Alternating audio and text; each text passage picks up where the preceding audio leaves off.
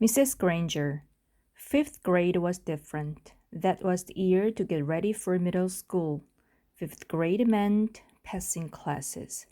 It meant no morning recess. It meant real letter grades on your report cards.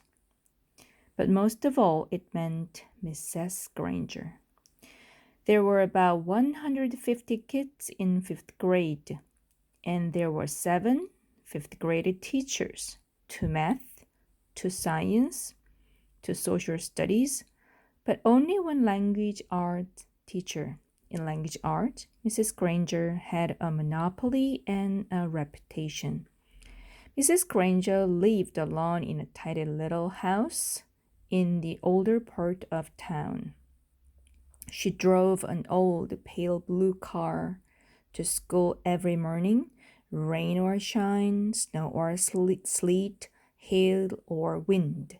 She had a perfect attendance record that stretched back farther than anyone could remember. Her hair was almost white, swept away from her face and up into something like a nest on the back of her head. Unlike some of the younger women teachers, she never wore pants to school. She had a 2-skirt and jacket outfit, her gray uniform, and her blue uniform, which she always wore over a white shirt with a little cameo pin at the back. And Mrs. Granger was one of those people who never sweat. It had to be over 90 degrees before she even took off her jacket. She was small, as teachers go. There were even some fifth graders who were taller. But Mrs. Granger seemed like a giant. It was her eyes that did it. They were dark gray, and if she turned them on full power, they could make you feel like a speck of dust. Her eyes could twinkle and laugh too, and Kit said she could crack really funny jokes.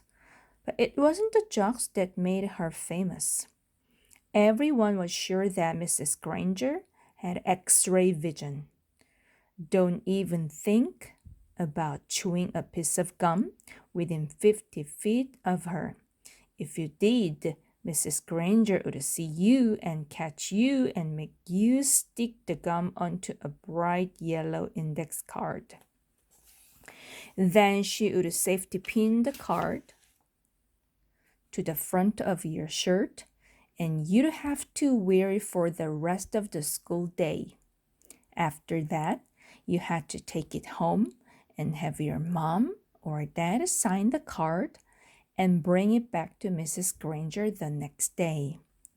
And it didn't matter to Mrs. Granger if you weren't in 5th grade, because the way she saw it, sooner or later you would be.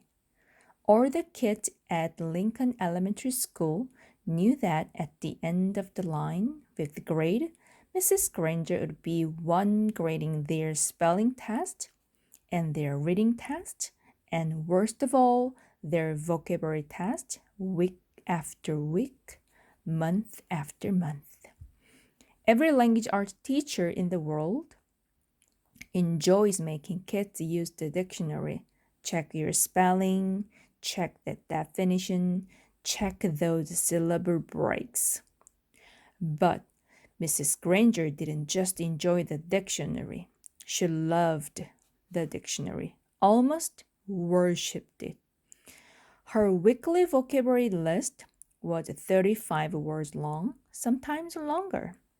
As if that wasn't bad enough, there was a word for the day on the blackboard every morning.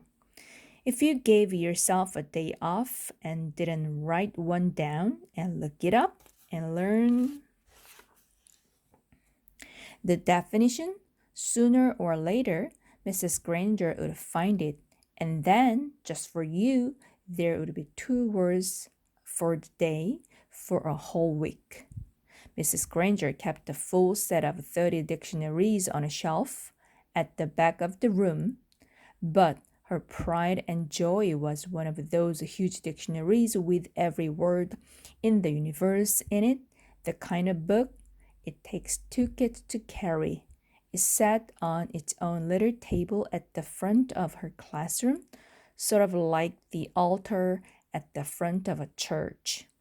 Every graduate of Lincoln Elementary School for the past 35 years could remember standing at that table, listening to Mrs. Granger's better cry, "Look it up! That's why we have the dictionary." Even before the school year started, when it was still the summer before fifth grade for Nick and his friends, Mrs. Granger was already busy. Every parent of every new fifth grader got a letter from her. Nick's mom read a part of it out loud during dinner one night in August. Every home is expected to have a good dictionary in it so that each student can do his or her homework properly. Good spelling and good grammar and good word skills are essential for every student. Clear thinking requires a command of the English language, and fifth grade is the ideal time for every girl and boy to acquire an expanded vocabulary. And then there was a list of the dictionaries that Mrs. Granger thought would be acceptable for home study. Mrs. Allen said, "It's so nice to have a teacher who takes her work this seriously." Nick groaned and tried to enjoy the rest of his hamburger. But even watermelon for dessert didn't cheer him up much. Nick had no particular use for the dictionary. He liked the words a lot, and he was good at using them. But he figured that he got all the words he needed just by reading, and he read all the time. When Nick ran into a word he didn't know, he asked his brother or his dad or whoever was handy what it meant.